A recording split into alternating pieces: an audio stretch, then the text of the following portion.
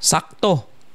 In 2 weeks, nakalimutan na natin na yung Cebu lumubog. Sakto. Sakto.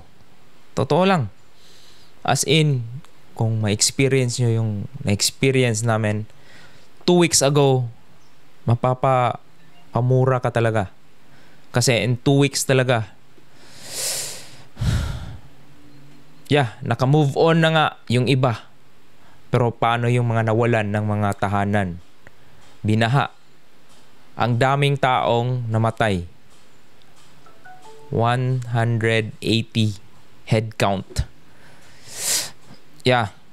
Families are gone. Homes are gone. So soon. Kaya, natural lang nagalit yung mga taga Cebu. Typhoon Tino. Yun, iniwanan tayo ng 180 na patay. Marami pang missing. Over 500,000 na yung nag-evacuate. Grabe yung damage sa Cebu. Yun nga, nag-grieve tayo, pero nag-blame tayo sa system. Odette, Paeng, Egay. Ang dami ng bagyong dumaan sa Pilipinas. Pero, sa tingin nyo, nasusolusyonan ba? Tama na yung awareness. Preparedness. Prepare naman tayo. So yun, naka-receive nga ng 26.7 billion yung Cebu project. Funded. Pero, hindi naman na gamit ng maayos. In which, dapat sana na-prevent yung ganun kalaking casualty. Umapaw yung mga river Kinalbo yung mga bukid. Kaya dapat tayong mga Cebuano, hindi natin to makakalimutan. Tatak natin to.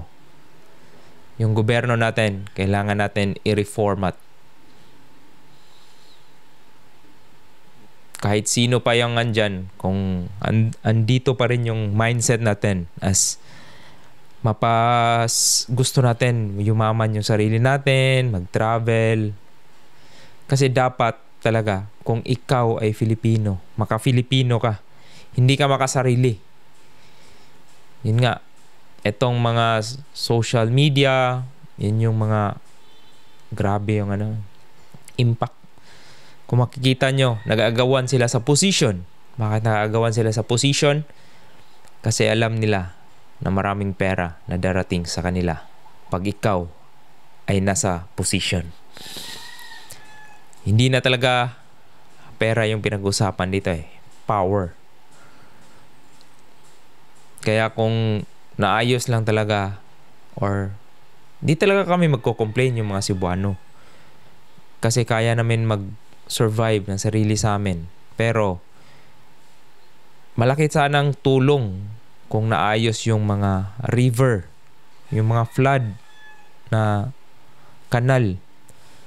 Kaso walang action Pinapabayaan lang natin. Sinong ma-elect, the same concept, the same package in different ways lang. So yun yung mga mindset talaga. Kaya kung sa tingin nyo, kaya nyo baguhin yung Pilipinas, kayo na mag-elect. Kasi pagod na rin kami. Pagod na yung mag-fight.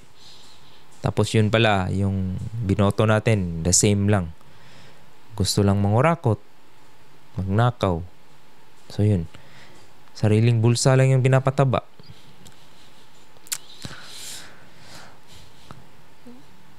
Sa tingin ko rin, hindi lang natin mabiblame lahat ng politician.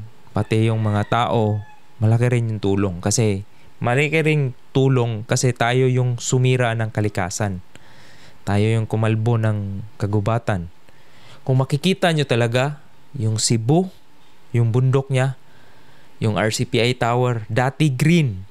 Ngayon, subdivision. The same nangyari dun sa Apas na yung tubig palabas na ng BTC. Bakit? Ang dami kasing building na tinayo dun sa bundok. Papunta kang Marco Polo, Busay. Yun. Grabe yung destruction dun. Kaya wala na talagang mag-hold ng tubig. Na dati, installment yung tubig. Ngayon, bulk na yung nire-release ng bundok. Kaya, we should start to ourselves na baguhin yung mindset natin.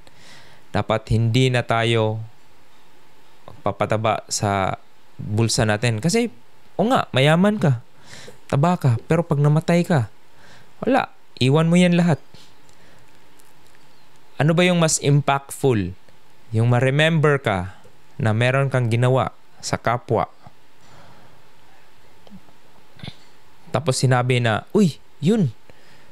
Yung politician na yun is gumawa siya ng malaking dam na prevent niya yung flood. Then, mas ma-remember ka ng generations. Kaysa, yun nga, gumawa ka ng band-aid solution, yun pala, binaha pa rin. Walang iya kayo. Binulsa nyo yung pera na pang proyekto. Dapat baguhin nyo yung mindset nyo. Wala, hindi na tayo don't care na tayo sa kapwa Filipino. Mas okay na yun gusto ko mag-travel, maganda yung sasakyan ko. And expense to what? Yung mga ka-Pilipino mo, kapwa Pilipino mo naghihirap. Kaya warning ko sa next few years, this 2025, di ba? Next 2 years, nagsimula na yung economy natin, bumagsak na. Gas, ang mahal na. Bilihin, ang mahal na. Kaya pahirapan na to sa next few years. Ewan ko lang kung anong mangyayari. Pero, sa tingin ko, hanggat merong corruption na nangyayari sa Pilipinas, in which very known na tayo sa buong mundo, then, wala nang investors na pupunta dito. Kasi, yung mga Pinoy, gustong pera. Kaya nga sinisira nyo yung kalikasan. Gusto nyong magkaroon ng maraming pera. Yung iba nga, yung Cambodia, yung Vietnam, kung matikita nyo yung tourism nila, kaya gusto yung mga European dyan, is na maintain nila yung nature and tourism. Dito sa Pilipinas, gusto kasi yung mga turista mag-experience ng Filipino culture in which ngayon nawala na. Kasi, yung dress code nga natin, yung pagdadamit, nawala na yung Filipino culture. Gusto na maka-jersey lahat.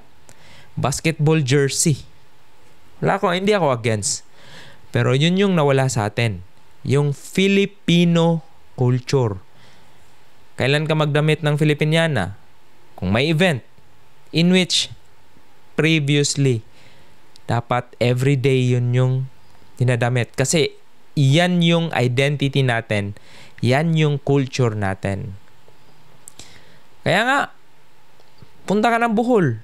Ang mahal ng pagkain. Kahit sinong kausapin mo, very expensive.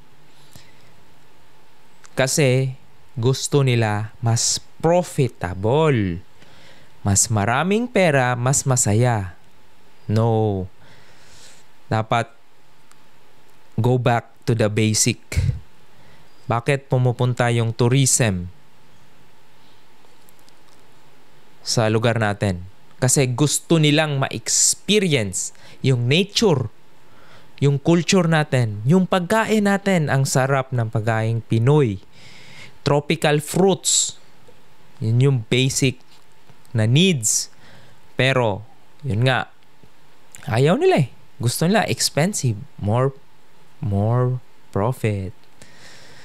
Kaya yun, wala na. Let's check if babangon ba sa near future yung mga tourism natin. Pero, yun nga, yung culture natin, wala na. Unless ibalik talaga. Unless magbago talaga yung mindset. Masyado tayong na-influence sa Amerika, sa iba. Gusto natin, nawala na yung pagka-Filipino natin. Gusto natin ma-adapt dito. In which, sana sila yung mag-adapt dun.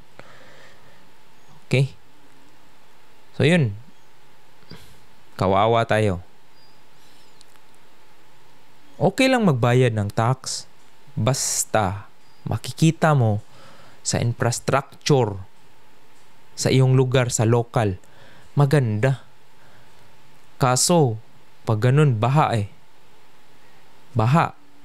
Pangit ng transportation. Yung daan, masikip. Kasi nga, dapat yung response natin or yung mindset natin, baguhin natin. Tayo yung makapagbabago niyan.